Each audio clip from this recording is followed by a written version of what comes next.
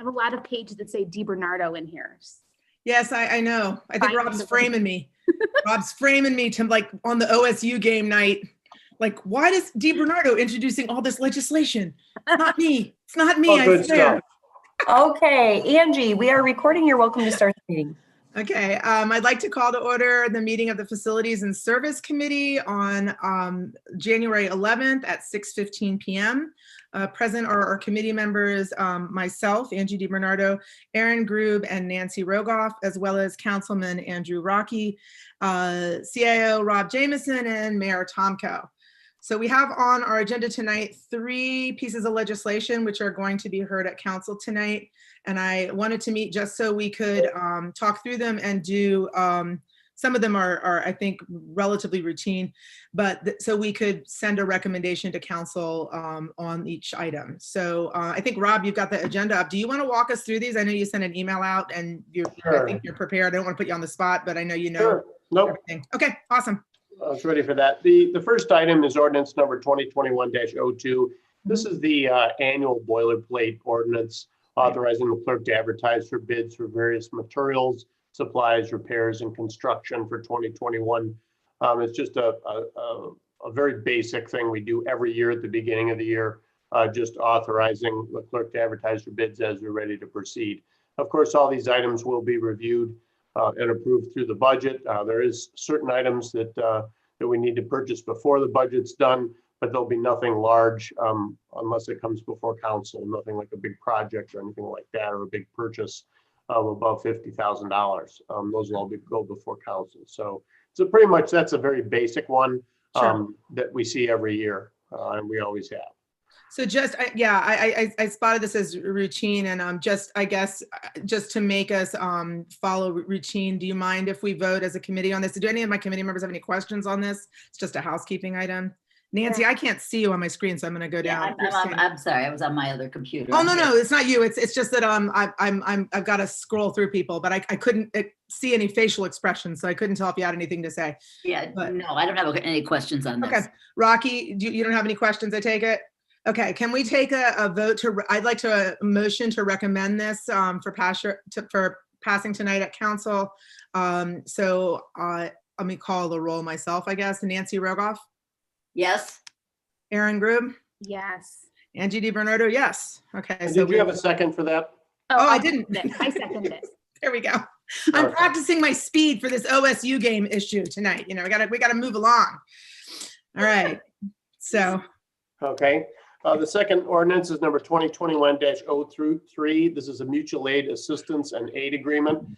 This process started at the beginning from the mayor of South Russell, William Coons, had asked to meet with some of the surrounding communities with the concern that if a COVID outbreak would happen in his service department, how would they get the streets plowed, things like that. And the idea was thought, is there a way that we could all work together and provide mutual aid assistance in the event of that kind of situation? When we were on a conference call, it was South Russell, Chagrin Falls, Russell Township, and Bainbridge Township. We all talked about the COVID situation as well as other situations, say a tornado, severe windstorm, flooding, things like that, where if the work needs exceed the ability of your own department, how we could help one another in the event of that, and kind of have all the political entities agree to the terms and the situations when that would happen. Years ago, there was various mutual aid type agreements, mainly for storms, things like that, and that was 20 years plus ago. So we thought it would be good to renew in light of the current need with the COVID pandemic, renew a mutual aid assistance agreement and look at kind of a broad brush, anything we would need help for. In the event that someone would need help, say an example for a snowstorm, say South Russell were to call us and ask for help, we would only send them help when we were able to and when we could make sure that our own obligations were being met in the village. Sure. And then as soon as we were able, we would offer them help and whatever fashion that they would deem necessary and that we'd be able to provide. It'd have to be mutually agreed upon. It's not committing us to anything. If it was a major blizzard and all our resources were committed here in the village, and if our staff was reduced due to COVID or something else, we would be able to turn away that request. Mhm. That's why there's 4 communities involved. So hopefully we'd all be able to help one another. Also, the idea of being like in a snowstorm, we have a lot of bordering areas that maybe another community would call us and say, could you just cover the first 4 streets Sure. over the border while you're plowing that area? And we could do that very easily and help out our neighbor. It does have a clause in there for a financial reimbursement if the providing community requests it. Over the years, we have many different examples of where we've provided help to our neighboring towns and they've provided help to us. There's never been a financial payment back and forth for that. We always exchange services in kind back and forth and balance it out. So the only time I would look at the financial aspect of it or a payback situation would be as if it was going to be for an extended period of time or we had an extensive amount of hours or resources being committed to helping our neighbor. And that would be a discussion with the mayor also, and it would be at his call whether he would feel that we would need reimbursed for that. So we would have accountability to our residents with that too. So it's pretty much just to kind of, set the system up and all help each other out. This also could help us out in the event that our department would be depleted and we would need assistance too. So It does, it sounds like a smart move to me. It sounds like, so I guess we've been doing this with the police and fire, for a long time. So I guess I didn't, obviously extending it to service departments, a whole different thing, but I would imagine we would have already like worked out what the problems are through our other mutual aid agreements in other areas. And so it sounds like, is there a downside that you're not telling me anything either No, you or the mayor can speak about, or? It's all out on the table. It's all pretty easy. There's no obligation, so we're not at risk Right.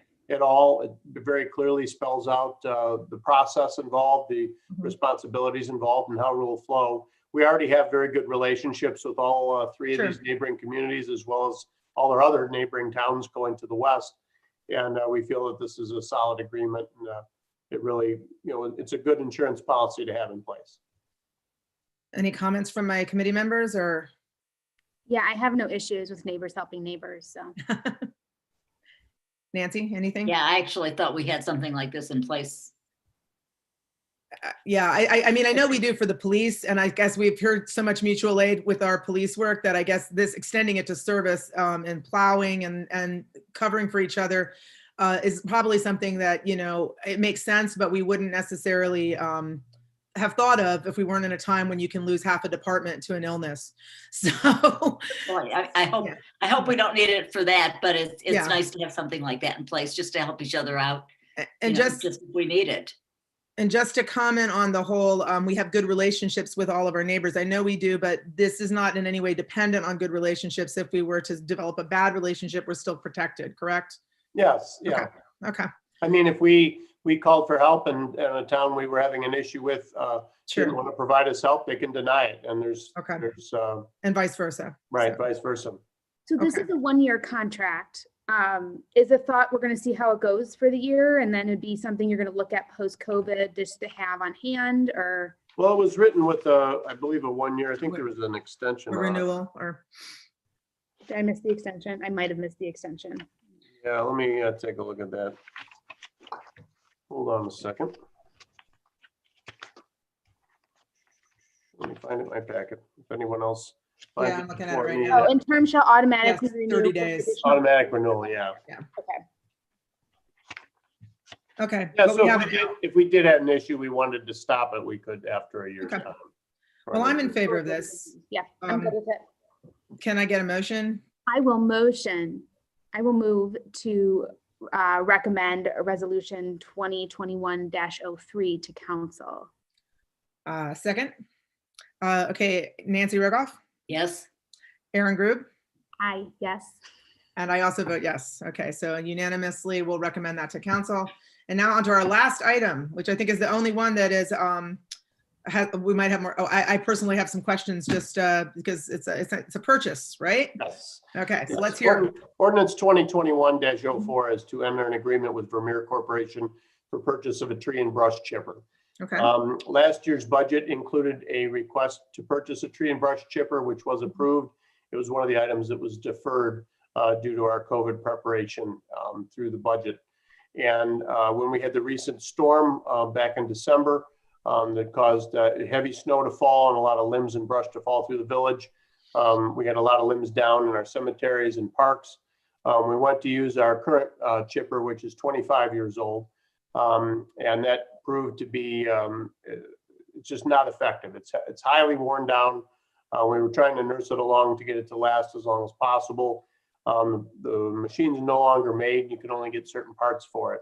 The feed system and its capability for handling some of these larger limbs is very poor. So we looked at the availability of renting a chipper. That was a little harder than you would think to do. Anybody could run a smaller type chipper, but a larger municipal grade chipper for storm debris is harder to obtain. But we were able to obtain a chipper from Vermeer. They brought it up to us and we rented it for a month. We then revisited the need to purchase a new one, which was going to be on our request list for the 2021 budget. And then talking with the salesman, he said that he can credit us the amount that we are spending on the rental of the machine towards the purchase of a new one. This tree chipper is available on the State of Ohio Cooperative Purchasing Program. So we're already getting a pre-bid cost on that machine. And then we'll wish to add a winch attachment to the back of it, which is not on the state contract. And all of that was broken down in the ordinance. I see that, yeah. Yeah, let me recite Pull it those up. the dollar numbers on that, just so it's on the record here. Get to that sheet here. It's in section 1 or that, yeah. Yeah.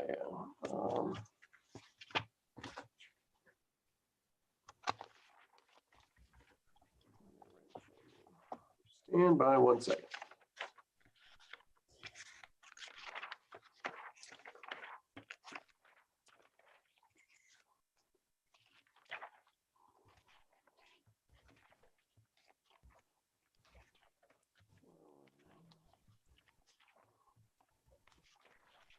For some reason, I do not.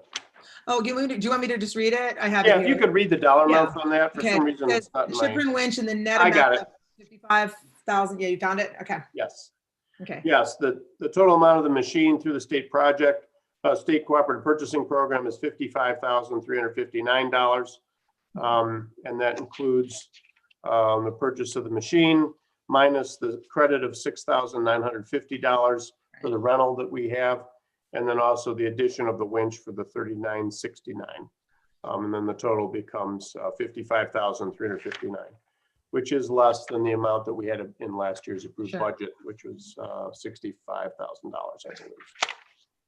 So I have 2 questions. Do you want to, Aaron, you go first and then I'll jump in if you don't cover the exact same things. So you can go first. It's totally know. cool. Feel free, go ahead. So am I reading this correctly that this will take a 19-inch? Like, what does that mean? Is that the length? Is that the diameter? That is the diameter of the log. Give me 1 second here and let me screen share a That's a big- photograph. That's a That's big, big. Yeah. which is good because We we have seem to be having big now. storms now.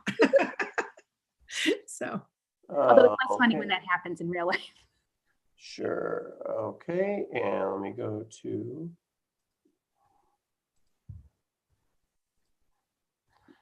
So if you can see that on your screen. oh yeah, Oh, it's pretty Okay. big. So Okay. that is the machine we're renting, picking up some Mhm. storm debris logs, and you can see the size of the debris that we're putting through the machine. Mhm. Okay. And this isn't just for storm debris that we pick up along the curb from people's properties. Mhm. It's also for all our public properties. We do a lot of tree trimming and brush trimming we Yeah. do. throughout the year on various times, and also for a holiday tree collection. So does the winch help them pull it to the chipper? Yes, logs that are this size, the winch is, if you can see my cursor, Mhm. the winch is up on top. You attach that to the log, and then you help guide it into the chipper. And it's a safety item, and it allows us to handle larger material in a more efficient fashion. And then with the new chipper, are we looking at doing like chipping in the spring and then maybe once again in the fall and then after storms, or like how does this change the experience of residents? Because I know we often get requests for chipping post-storm or season. We will not be doing any village-wide chipping as a normal service, but we will be doing it when we have severe storms, when the mayor declares that the storm was severe enough to offer an emergency service like we did for this past storm. where we have a lot of debris down, a lot of large debris, and we need to help residents get that removed. Is the hesitation on seasonal chipping the man hours that go into it? Yes, those programs start out great. They're wonderful programs. They take a lot of man hours, a lot of labor hours to perform that. And usually if you're just doing it once or twice a year, you get inundated with material. Our springtime is when we're the busiest in the street department, where we have to get the whole town looking good before Blossom. We have to get all our grounds in good shape, fix the streets from the winter damage. We have a very long list of tasks in the spring to do that. Other communities that offer that service, you look at the way that the labor is configured for that, and they don't have the same service demands we do in the spring and in the fall. Okay. Also, don't forget, Aaron, that we have to pay now to get the chips hauled away. Oh, mhm. Oh, But- do we offer them free for residents to come and haul if they want them? Okay. Yes, yes. But getting the chipper would make it easier to offer such a program in the future, should you ever choose to offer chipping. If we don't have a chipper, we're never going to do that anyway, right? So. Yeah, I mean, we've had a chipper for probably well over 35 years. I know we had a chipper before the one we have now. Okay. And the one we have now, we'll get 20, 25 years out of this machine. Is that a normal amount of time for the machine? It's actually longer than normal. Okay. Communities that do curbside chipping usually get 10 to 12 years out of a chipper. But with the way that Wow. we use it and the style in which we use it, I Okay. predict that we'll get the same life that we did out of our old one. So I had two budget related questions. One is, will this item still appear in our 2021 budget? Yes, it will. Yes, okay, it'll just be, and then the reason we're purchasing it now or looking to purchase it is because this credit of the rental is only available to us at this time? Oh, that's correct. Okay, so Correct, these, yeah. okay. Okay, so these are the two reasons for that. Okay, and I also assume this is not the kind of piece of equipment we can share with other communities because everybody needs it at the same time and we use it a lot. Right, yeah, tree Okay. chippers are not a good candidate for sharing of resources. Okay, It's also, if it breaks down or needs nice replacement, it's very hard to determine what town pays for that. Okay. Those sorts of items, if one town doesn't take the greatest care of it, it's a high wear item. There's a lot to it that could go wrong. So usually, like you said, the main reason is when you need it, usually everybody needs it. that's what I figured. Like after a storm, we'd have a really hard time getting a chipper from another community when we all have our trees down. Okay, so, I mean, for all of those reasons, I personally do think this would be a good addition to our community, but, Nancy, I haven't given you a chance to talk. Do you have anything you need to? Yeah, I have a question about this. So you say it's going to be used for storm cleanup, not any kind of regular basis of curbside cleanup. And not regular curbside cleanup. It'll be used for our regular tree trimming of tree lawn trees that the service Street trees, department yeah. does several times through the year, as well as With the village. in all of our village parks and public grounds. And that's what the village does though, right? Yes. Yeah. So in storm cleanup, is that going to be village-wide covering all the properties in the village? All of the Storm cleanup? the public properties, not the private properties. Private properties meaning like private streets or private developments, but public roads, yes, and that cover private properties, yes.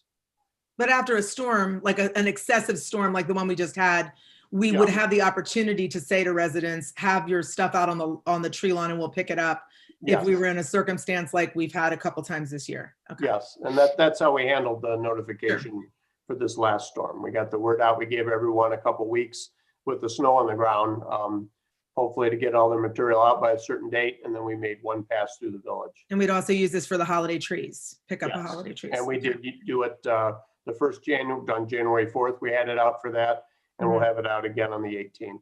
Okay. So when you say it won't cover the private, like the private subdivisions, private roads, Right. but all public roads, and so it would cover businesses and all properties. Not On the businesses, just street. residential. So not everything on the public streets.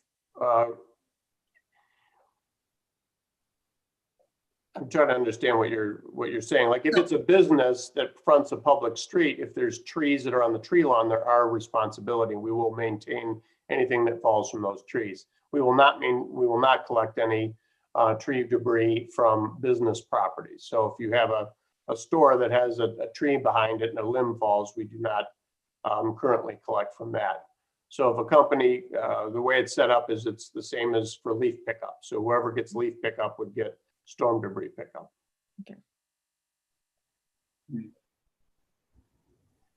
And that policy is, I'm not quibbling with that policy, just trying to understand. I know we've had that for a while, but that policy is designed for what purpose? Like what was the, Just residents with storm debris pickup and not assist businesses. residents with Okay. leaf removal.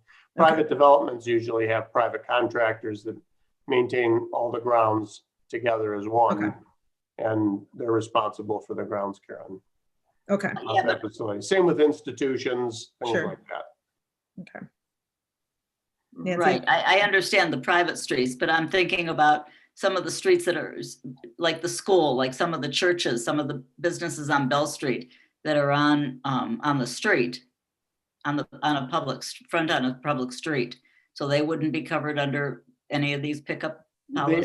They aren't right now. That would be a decision of mayor and council if they wanted to entertain that. That's an administrative policy, I guess, that I think that's probably internally decided by administration. Is that correct? But I think it's a separate issue. I guess I don't want to get bogged down in discussing that at this time, although, Basically, Angie, it basically followed our policy with garbage collection okay, in private developments. We do have Okay. a few private streets. And as Mhm. Rob said, they contract with landscapers to Sure. maintain that. So we're not changing anything that right, at all. We're just continuing what we have always done. And for us to, make any changes, it would require a big change and Of course. probably, well beyond what we need to talk about tonight. yeah, okay, so Nancy, I would say, like, I understand the issue you're talking about. I know it's been brought up before. If we want to discuss that at any other time during the year, just, we'll do that another time, because I think it's a policy change, but I'm certainly open to discussing it, and I'm sure administration is, but I don't think, at least for me, that doesn't go into my decision about the chipper.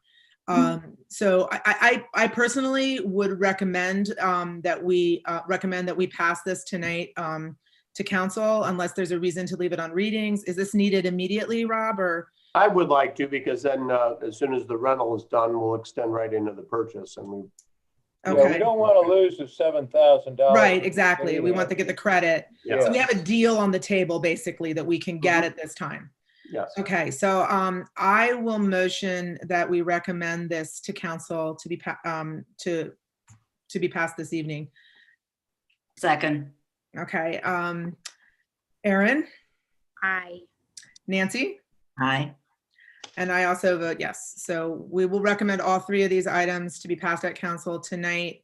I do believe I understand them, but Rob, at least I may defer to you to explain them to council if it gets complicated, because you have all the numbers at your hand, Sure, available to absolutely. you. Okay.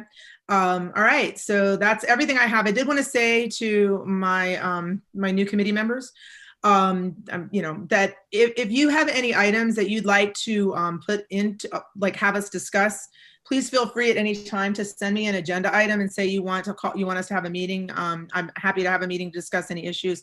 I know both of you, I know Nancy, you've dealt with all the park rules in the past, and that's come through this committee. It's not settled. And so I would like in the future for us to have a meeting and you to give us all, get us all up to date on where we are with that, because I know that's a discussion this year we're going to need to continue having. And I just want you both to know, anytime you have an agenda item, please just pass it on. I'd like to, make sure you guys get heard. And that's everything I have. Anyone have anything else? Yeah, I'd like to see us get something set up in the next couple weeks to start Oh, yes. dealing with decoration, like holiday Parks decoration. rules. Yeah. Yes, that's good. I mean, the holiday decoration issue. Yeah. specific. All right, because I think we want to have that in place before July so that we can have a Christmas in July meeting in terms of decorating our town. Yeah. All right, so do you want to plan to have a meeting before the February meeting? So we'll skip the next council meeting, but go to the February meeting and again meet at 6:15. Works for that- me. Is that okay with you, Nancy? A facilities and services meeting or no? Sure. You don't know? Okay, so I'll get that on the calendar. I'll announce that tonight, and then we can plan on starting those discussions about the parks rules and see if we can get those moving forward. All right. Anything else? Thank you. Okay, meeting adjourned at 6:40 p.m. Thank you guys. See you in a few minutes. Okay.